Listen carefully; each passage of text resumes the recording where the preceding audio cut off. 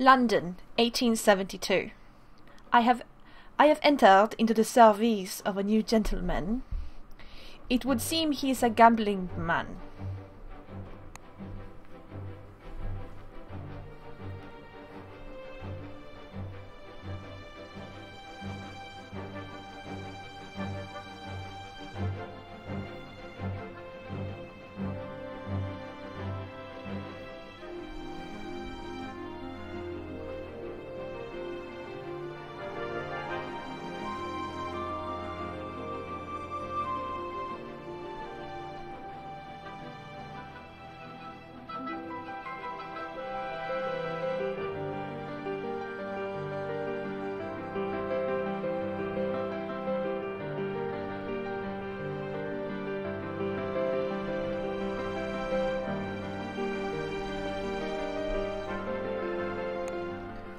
Alright, hi guys, Wardfire here, and this is our third Rabbithole game. It is 80 Days. It's based on the novel by Jules Verne, Around the World in 80 Days.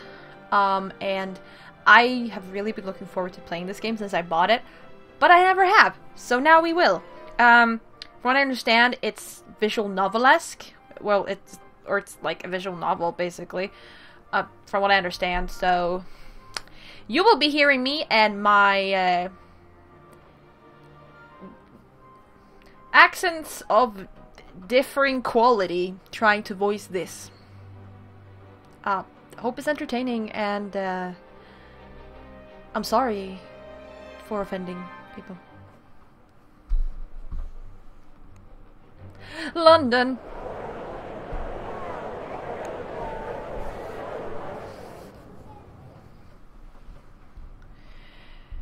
Monsieur Phileas Fogg returned home early from the Reform Club, and in a new fangled steam carriage besides.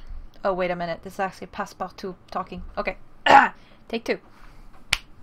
Monsieur Phileas Fogg returned home early from the Reform Club, and in a newfangled steam carriage besides. I helped him down, and the iron-lunged, steam-driven horses clattered away. Passepartout. Oh no, sorry. He's British. How do you British? Passepartout, said he. We are going around the world. Now we get to choose. Around the world, monsieur? Or very good, monsieur? Around the world, monsieur? So, yeah, visual novel, I guess. I asked, utterly astonished. We shall circumnavigate the globe within 80 days. He was quite calm as he proposed this wild scheme. We leave for Paris on the 8:25 in an hour. But I have not prepared. You are in jest. This was a shocking turnaround. You are in jest? I told him in dignified affront. You make mock of me, monsieur. I am quite serious. Pack an altimeter and my evening jacket. There's not a moment to waste. You, Passepartout, now have funds. Your character is now polished. Ooh, I guess there are stats. We have 4,000 pounds. It's Tuesday. New routes discovered. Oh, Paris. Quickly, Passepartout. Collect our things and we will be off. Alright. I don't know what the 100 hearts are. Pack. Okay, wait, oh, okay, pack. Oh, Fogg's apartment. That was just a moment to seize anything further that I thought might be useful for a long trip. Evening jacket. In wax cylinder, inscribed with marks describing a recording of a symphony, valuable in Vienna, Paris, and Copenhagen. A well-fitting, neatly tailored Savile Row evening jacket, priceless, part of the Englishman's wardrobe set, complete. The cut is most dependable, the color most decidedly nondescript. Wool trousers. Wool shirt. You can always trust a man. A well-starched woolen shirt. Pocket altimeter. Air sickness is psychological, and altimeter can be most reassuring. Part of the air travel set. European shipping timetable. A slender volume listing all shipping routes within Europe. Routes for ships in Europe will be visible on the globe. Playing cards. Of interest to humorous, stalwart, official, and soldier types. I guess shipping table? Sure! Our completed Englishman's wardrobe should help us negotiate times of upper-class journeys. Oh yeah, we discovered all the shipping routes, I guess. Oh my gosh. Stockholm! Can we go through Stockholm? I don't think that's smart. Can I repack? Oh, I can repack. I am on fine form despite your effort. Okay. We depart, I guess. Paris, Amphitrite Express. I can completely read. Sure. Departing now. The guard's van has space for one suitcase, which will suffice. Travel. This promises to be a bearable option. Okay.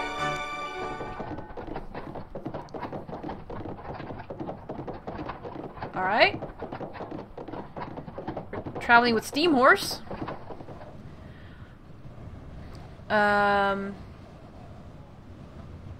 guess it's Passepartout saying all of this, so... The mechanical horses race past Piccadilly Circus and Pall Mall faster than a team of thoroughbreds. Even so, the whistle at the 8:25 was blowing as we pulled up to Charing Cross Station. "We have no tickets," I exclaimed. We raced along the concourse and threw ourselves on board. "We have no tickets."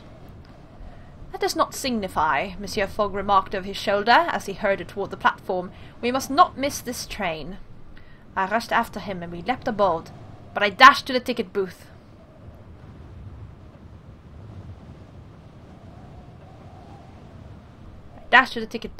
Judging that there was a moment to spare, elbowing aside a few ladies and gentlemen, where I was frustrated by a queue.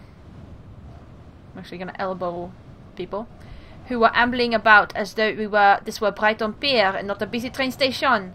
"Two singles to Paris," I demanded breathlessly. The guard raised his pen with agonizing slowness. "Leaving tomorrow?" he intoned. "Leaving immediately." I insist. "And hurry!" The whistle of the train shrieked once more. I drummed my fingers on the counter and cursed under my breath. From behind me I heard another whistle. The guard inscribed one ticket and then the other with a painstaking hand, then passed them to me. The final whistle blew long, slow, and damning. The 8:25 train was pulling away. I leapt wildly for the guardrail. I waved at the guard to stop the train. I don't think they're gonna stop the train. I leapt wildly for the guardrail and hauled myself on board, one-handed, tickets clutched in the other fist. I confess, my friends, I had been an acrobat in my youth before becoming a valet. Apparently the two professions were not so different as they seemed. We were passing Dartford when I located Monsieur Fogg in one of the compartments. He looked up briefly and returned to his newspaper. "I told the ticket inspector you would be appearing presently," he remarked, unperturbed.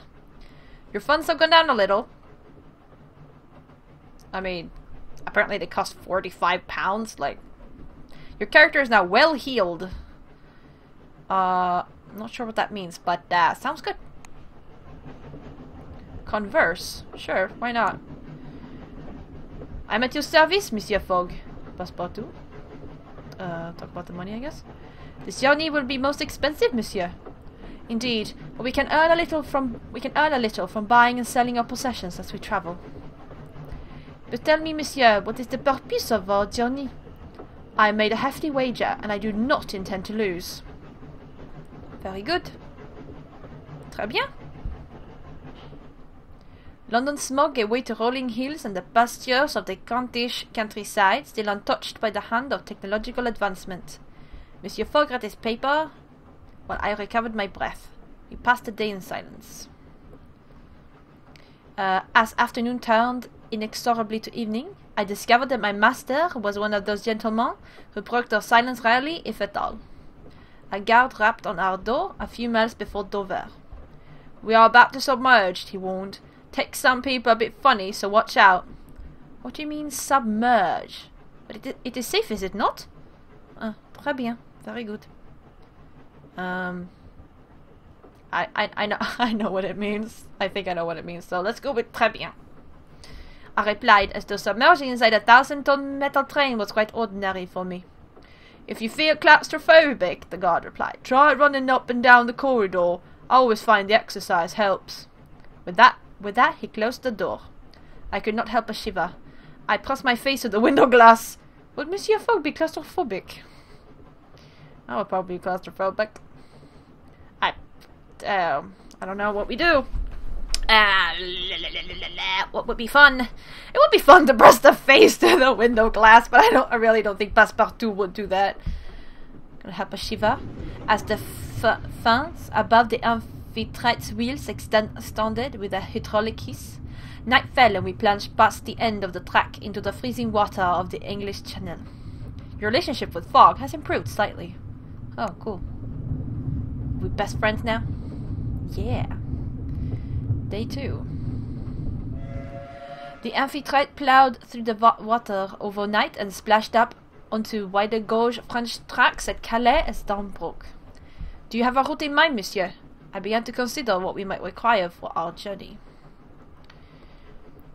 Loose clothing for hot weather and furs for cold, driving clothes for roads, and waterproof gear for boats. We venture north or south. Well, we would have to purchase the necessary items. In the markets of the cities we passed through, I grew a little melancholy at the thought. No doubt, whatever we acquired, I would have to carry. We arrived at Paris Gare du Nord just after 1 o'clock. Automaton porters lifted our luggage and then our persons onto the platform with long, delicately filigreed iron arms. Paris, city of my cœur. I was home, but not to stay. Your character is now zestful.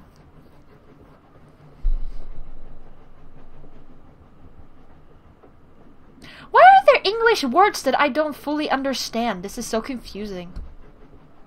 Like, I feel like I have an inclination what it means, but since there isn't really, like, if there was a context, I would understand, but I'm not getting enough context to understand what zestful means. To be full of zest. Zest? I feel like I know what it means, but I don't.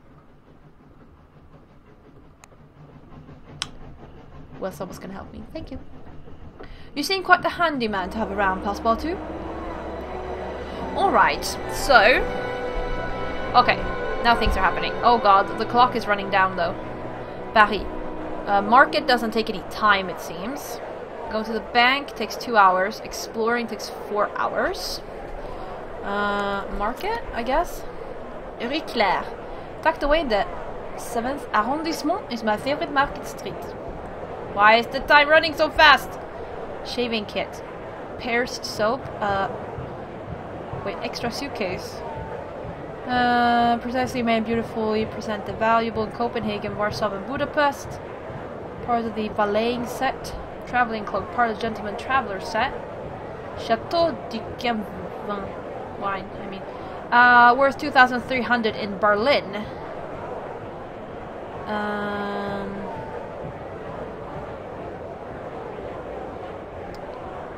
I know I need an extra suitcase. How do I get out of here? Postal luggage. Opens at 10 a.m.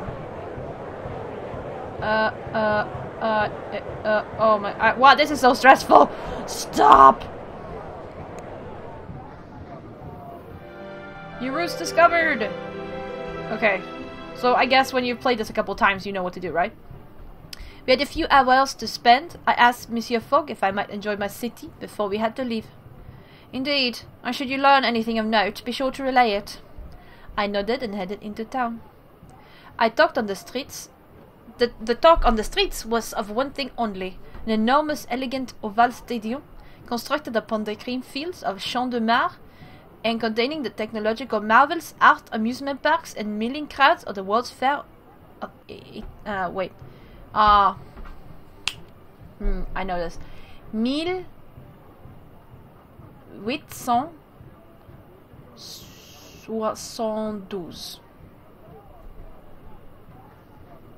Yes, that's 1872 in French.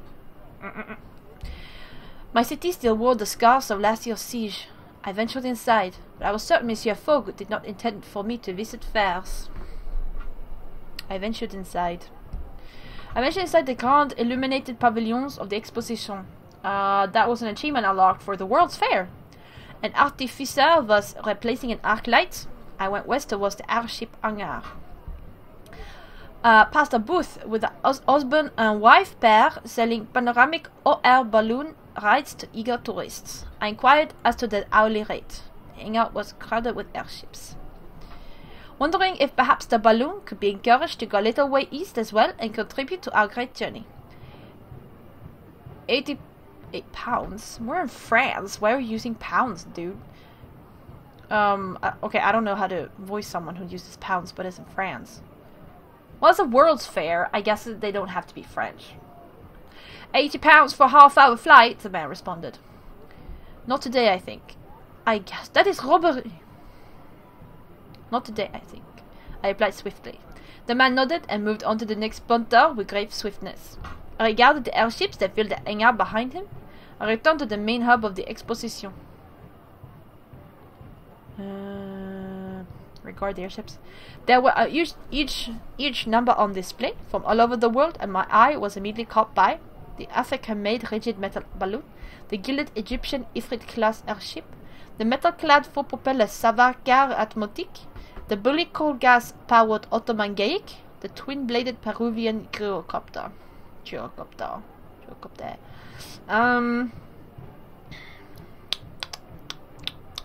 Ottomans? Sure. Ottoman, which had an excellent reputation for safety, if not speed. More and more were being converted to civilian use, as the Ottoman military replaced the Gaics with Persian-designed Bayandor airships. The Ottomans are a great power. Where do these ships fly? I asked the woman at the stand. Toward our empire, came the reply, and elsewhere too. I believe the flight from Rome to Thessaloniki is by Gaic. Oh. Okay, so maybe that woman wasn't French, but, whoops. Perhaps one day soon, Monsieur Fogg and I could find ourselves flying in such a craft. I returned to the Exposition Centre, my thoughts turning with clouds and engine rotors. Avenues sprawled in every direction between the inviting illuminated pavilions of the Exposition. Artificer was replacing an arc light which had burned out. She first disconnected the strange machine powering the lights. It had a spinning iron wheel which was wound around with a series of amateur coils. What is that device, Artificer? I merely watched politely, not wanting to disturb her work. What is that device, Artificer? I asked politely, my eyes straying to the copper lily pin which proclaimed her profession. It's a bleeding nuisance, is what... Oh, wait. Oh, and a thick Yorkshire accent. Yeah, I can't do Yorkshire accent. I don't know what that is. It's probably beautiful, but I can't do it, so I'm gonna just go with my crusty British. It's a bleeding nuisance is what it is, the Artificer grumbled in a thick Yorkshire accent. These gram machines are finicky beasts. Gram machines? Is that so? I've often found that to be the case. Sure, that's a lie, I guess. I replied gauchely. Oh yes, you're an artificer, are you? You look like a stuffed bird. I laughed. No, Artificer, merely a valet. Well, when I next have a gear shaft that needs its whiskers trimming, I'll call for you. I treated Estelle, not at all in terror of her irate tone. The harshness of her tone was belied by her gentle touch. As she unscrewed the arc-light's globe of enameled glass and replaced the 2 carbon rods with it, she reconnected the supply, and the 10 Yablokov candles connected in series lit up once more. They are miraculous. Will all streets be lit with electricity soon? I asked. Already a fair parcel of cities lit by electricity rather than gaslight, she retorted. London would probably be lost, given old Queen Vicky's prejudice against the Artifice Guild. The Queen is against you? But Paris is modern and we still use gaslight. Surely London is the capital of invention?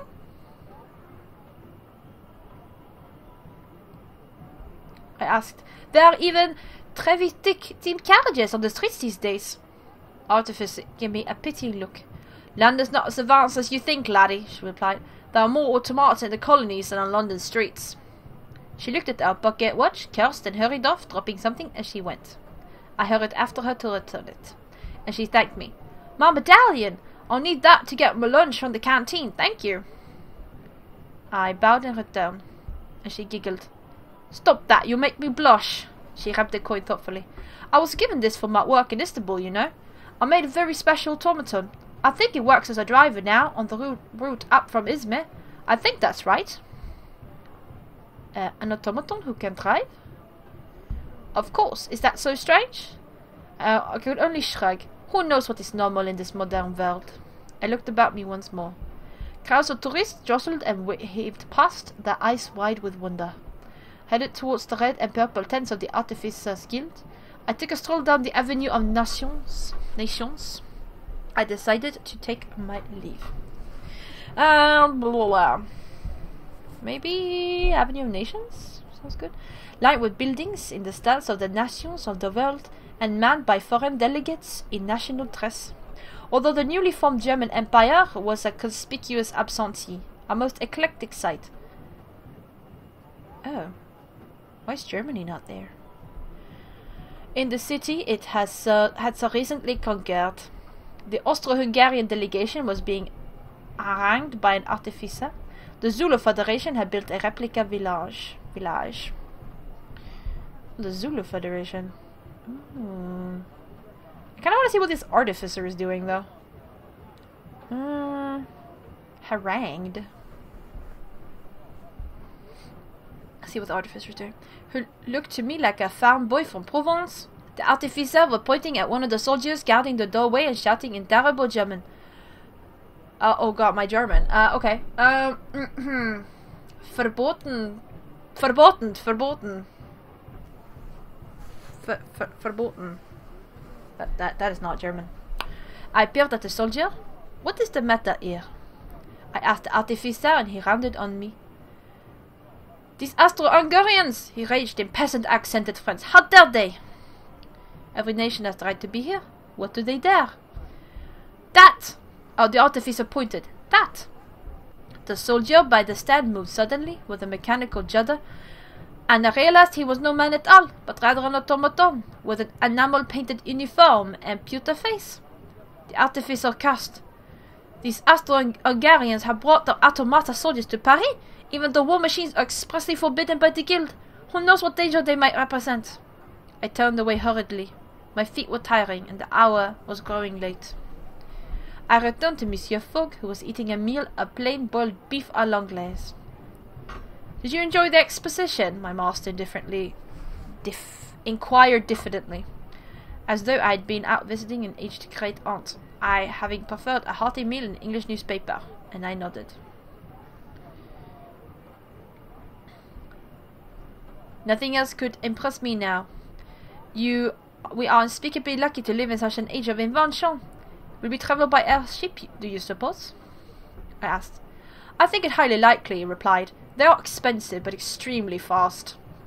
I dreamt that night of mechanical wonders and automatons with beautifully enameled faces, knowing little of the... Oh, I just changed accent. Knowing little of the strange inventions and stranger people I would soon encounter in my journey around the world. Around le monde. Le monde. Le monde. It's le monde. I'm pretty sure it's le monde.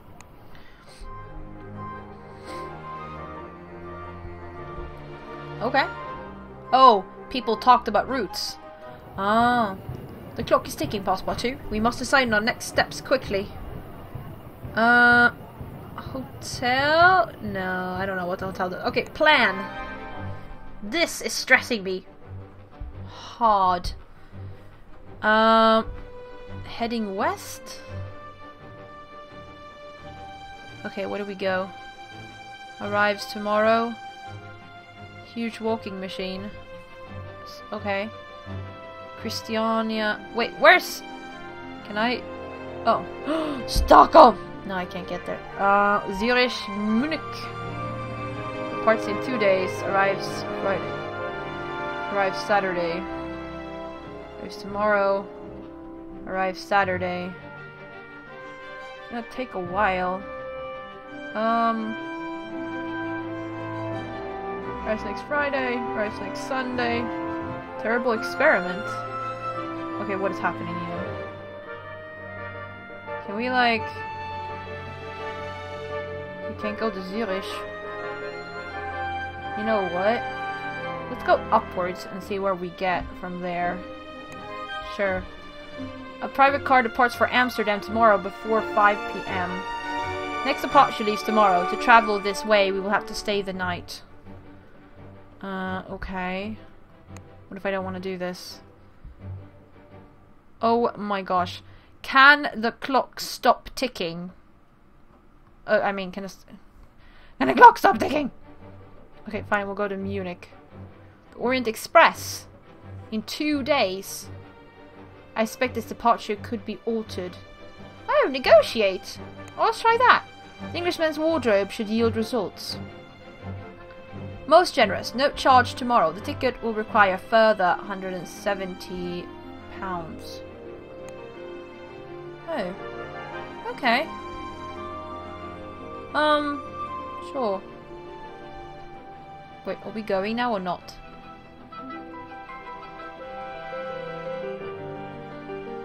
Wait. What is happening? Wait, how do I Oh. Oh. It would appear we cannot go this way today. Oh, okay. Okay, so we have to stay. Okay. It will be rotten night if you don't find a hotel soon, passport too. Hotel? We'll pass the night here. We took an hotel for the night. We will be comfortable here, Monsieur Fogg remarked, but travelling overnight will often be more efficient. Yeah, I know, but there's nowhere for us to travel. So we must board the longest journeys available. Where possible.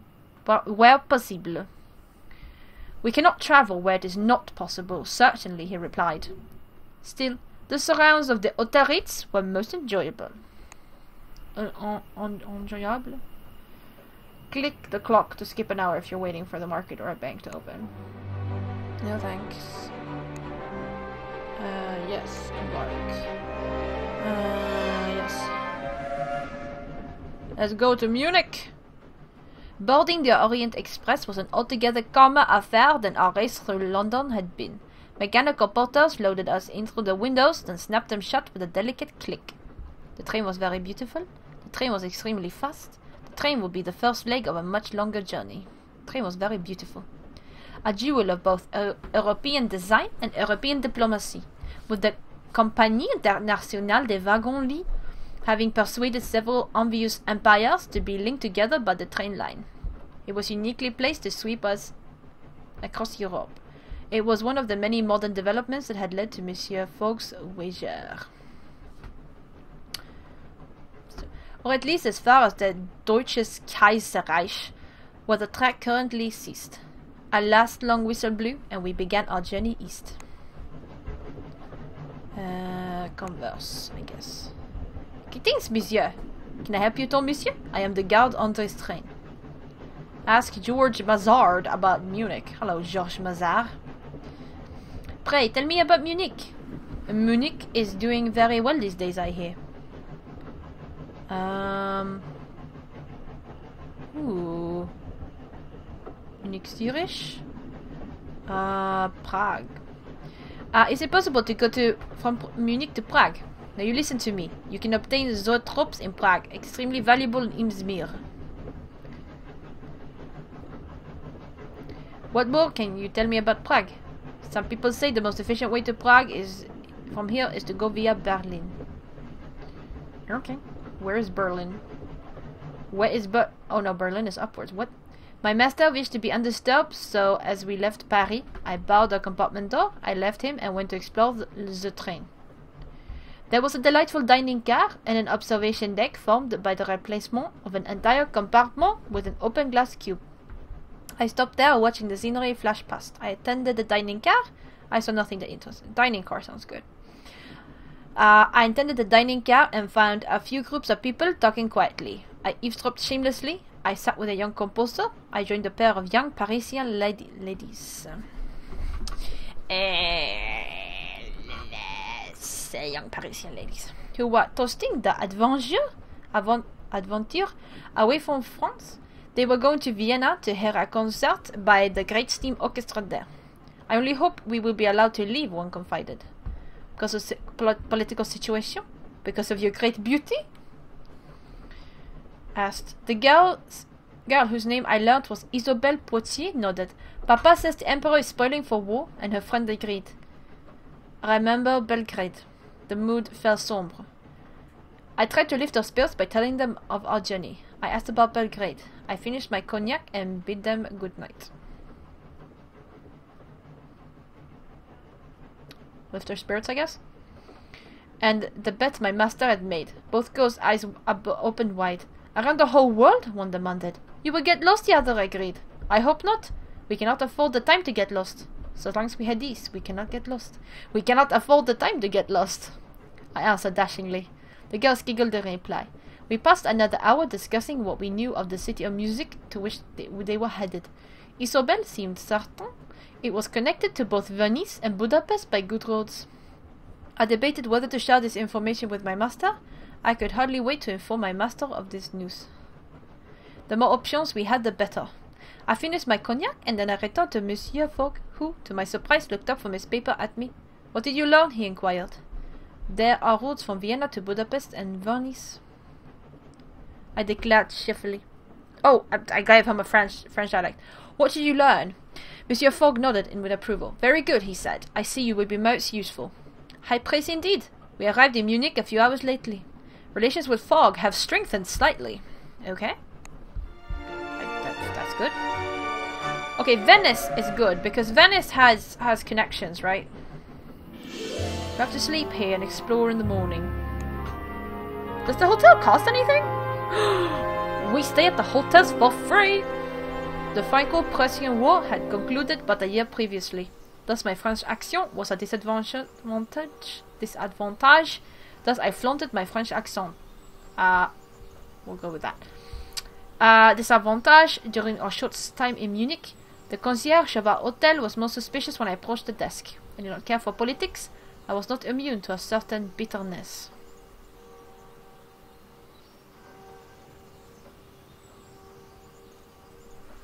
I guess that one. Though I knew it to be futile, France had been defeated, and the world had turned once over since. Still ought to avoid any untowardness, so I took the man to task. Towardness?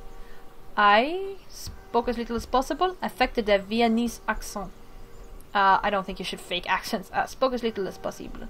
During our stay, and I tried to adopt a Germanic rather than Francophone expression to match, which perhaps mixed success if Monsieur Fogg's faintly quizzical looks were any measure. Explore. New routes discovered. Oh, we can go immediately to Venice. Yes. There was little daylight in Munich. The sky was shrouded in steam and oil fumes from the tractors and hydraulic excavators in the streets.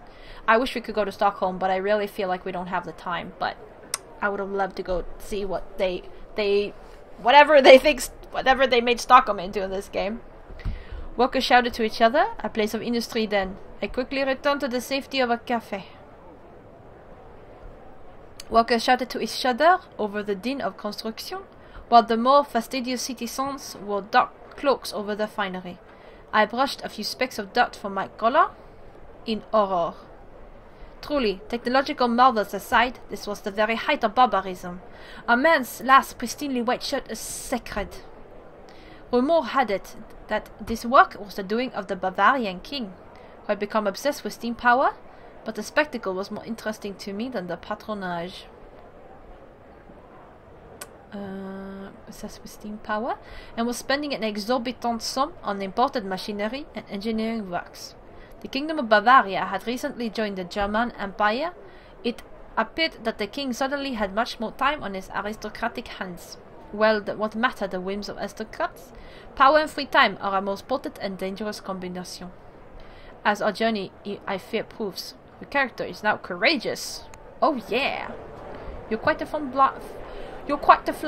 flamboyant type, I see. Okay, I don't know what the bank does. European train timetable.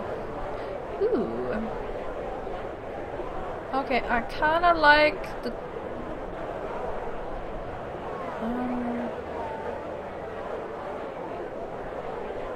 Wait, does that mean that we... Oh, no, actually, you know what? Never mind. Okay, let's check what the bank is. We must visit... We must visit the bank, Monsieur Fogg declared. You have additional funds? A robbery, monsieur? Certainly not, he replied firmly. But do you suppose I put my entire fortune into a carpet bag under your supervision? Of course. I regarded. Oh, of course. I regarded the bank as we entered. I guess. It was a place of stone and shimmering marble floors, with beautiful windows, fountains, and plants. You wish to withdraw funds, you were told. I warn you, it may take some time. £1,000 on Monday, on Wednesday, in a week. We can't afford even a single day. We can't afford a single day, I declared. We swept out of the bank. Thankfully, our situation is not desperate, my master declared. Onwards. It's not. Okay, but that basically happens at the bank, alright. So, if I want to go to Venice,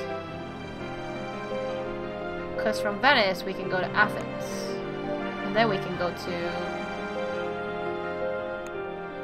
I made a very special automaton. I think it works as a driver now on the route up from Izmir, World's Fair Artificer. Okay, can we go to Izmir? Oh wait, we have to go here first, I think. Private car departs for Venice tomorrow at 4 PM. We can negotiate. It seems they're pretty demanding. A further £60.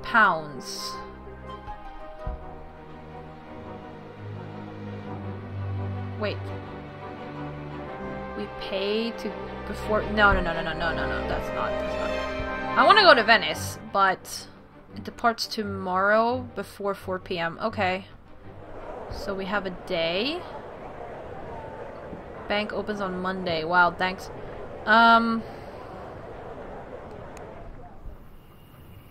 Pass the night here. With what remained of the day, I polished our shoes and hat-brims. I engaged other guests in conversation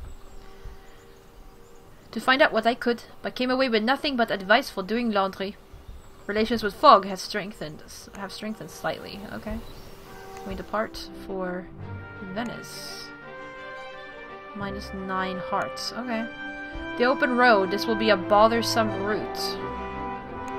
Okay. Oh, this actually costs less. Making automata soldiers.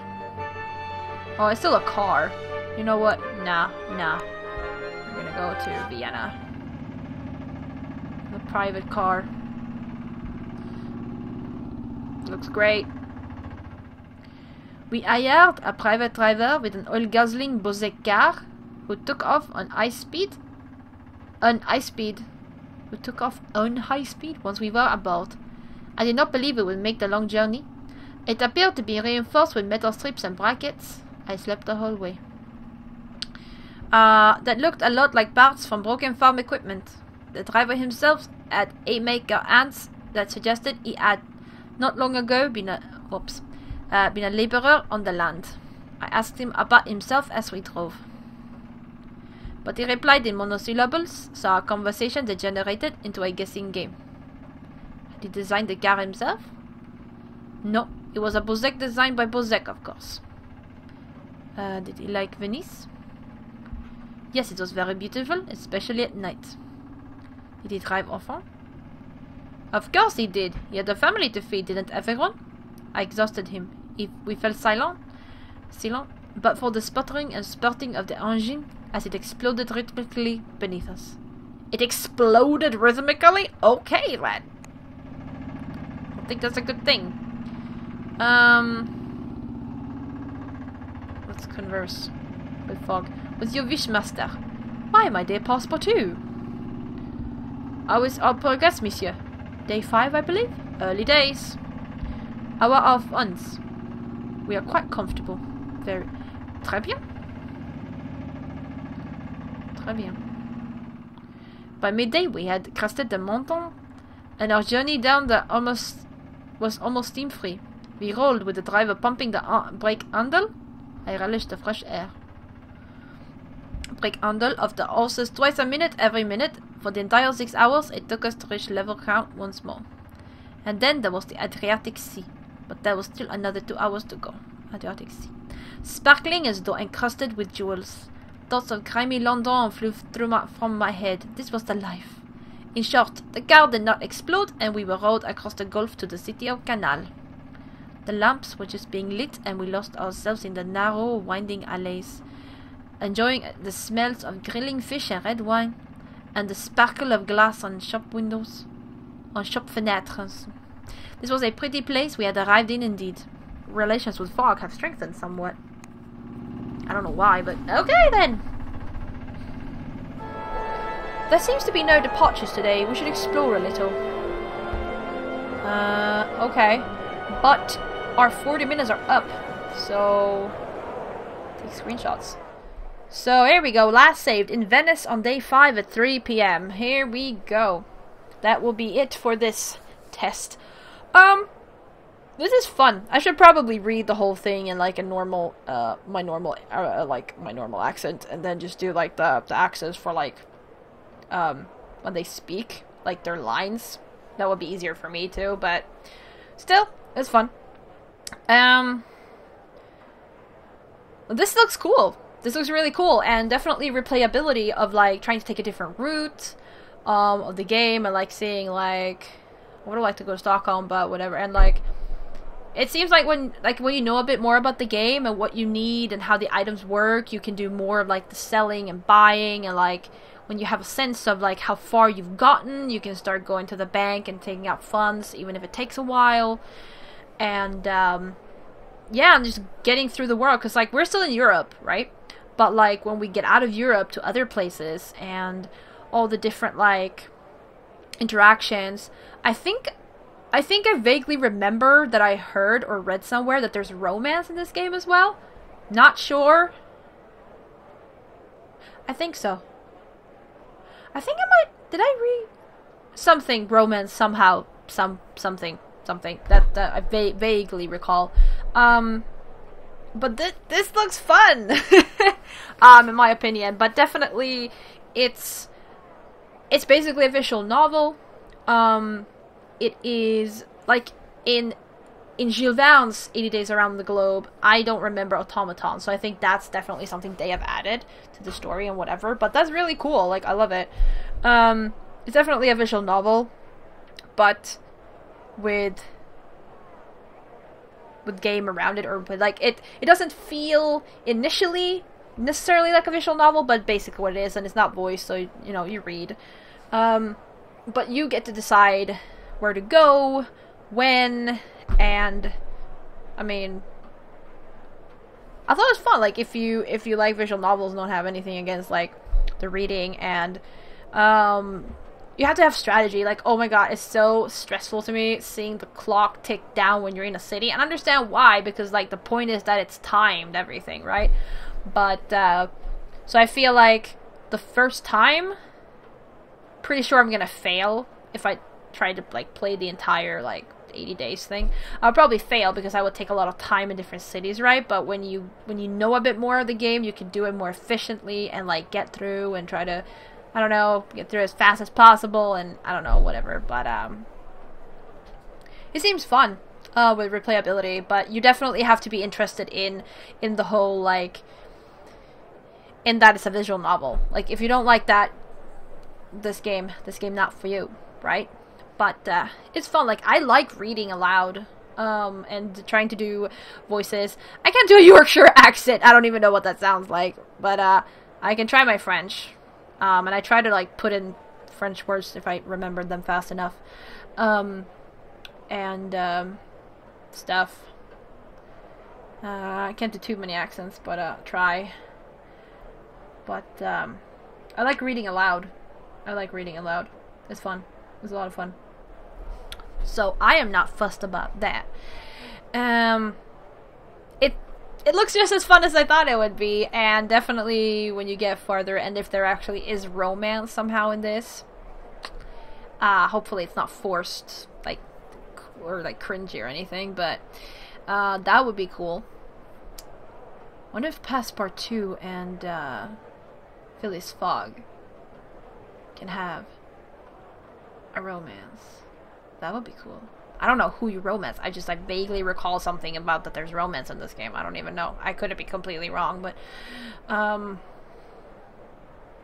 yeah, and like, It looks cool. Stressful with the time ticking down in the city. I understand why, but I don't like it. I understand why it's there. I don't like it. But yeah, hope you all enjoyed it too. And like my reading or whatever. Hope I didn't read too fast. I think I have a tendency to read too fast when reading a lot of text. Like, I would literally be up for making a second YouTube channel of me just, like, reading things aloud. I don't know what exactly the video would be, except my voice, but, like, I could literally do that. If I had the time, I would do that, because I love reading aloud. And stuff. But, not the point. So, this was 80 days. Our third Rabbithole game. Lot of fun.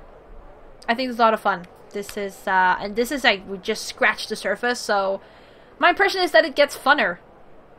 It's not a word, but it gets more fun. Proper English. As you go. And I don't know how you see your stats. Like, I don't know, what does it mean, like, zestful or, like, courageous? I don't know. Like, we haven't seen any, like, consequences of being like that or having those stats yet, but that's probably gonna come, and that's gonna be probably cool. So, thank you all very much for watching. And I'll see ya!